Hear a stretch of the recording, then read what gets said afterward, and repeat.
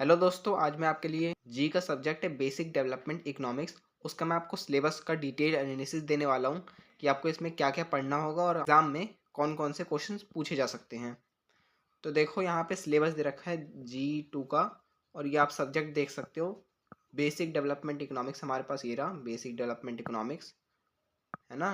और ये first, third, fifth, seventh semester में सब्जेक्ट दिया जाता है।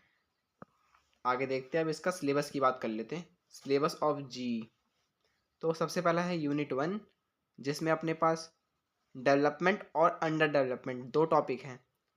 इनको हमें समझना पड़ेगा। डेवलपमेंट और अंडर डेवलपमेंट क्या होता है, ग्रोथ वर्सेस डेवलपमेंट, ग्रोथ और डेवलपमेंट में डिफरेंस बिटवीन, और कुछ अप्रोचेस होती हैं डेवलपमेंट की, वो क्लासिक अप्रोचेस होती हैं डेवलपमेंट की, वो हमें सीखना पड़ेगा। Contemporary theories of development and under development, कुछ थ्योरीज हैं वो भी हमें जाननी पड़ेगी यूनिट 1 के अंदर। यूनिट 2 की बात करें तो डेवलपमेंट गोल्स एंड इंडिकेटर्स हैं, measures of under development, various concept and measures of poverty and inequality, poverty lines using various national and international criteria. तो यूनिट 2 में हमें इन सभी टॉपिक्स के बारे में समझना पड़ेगा। यूनिट 3 की बात करें तो हमारे पास 3 टॉपिक आ जाते हैं। First is capabilities, second is human development and third is sustainable development. Unit 4 में ग्लोबलाइजेशन एंड डेवलपमेंट।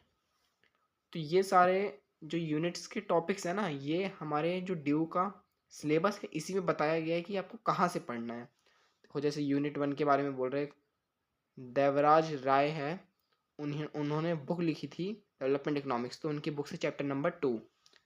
जैसे पार्थ दासगुप्ता हैं, उन्होंने इकोनॉमिक्स की उनकी एक बुक है, उसका कैरेक्टरिस्टिक्स ऑफ डेवलपमेंट ये पढ़ना है।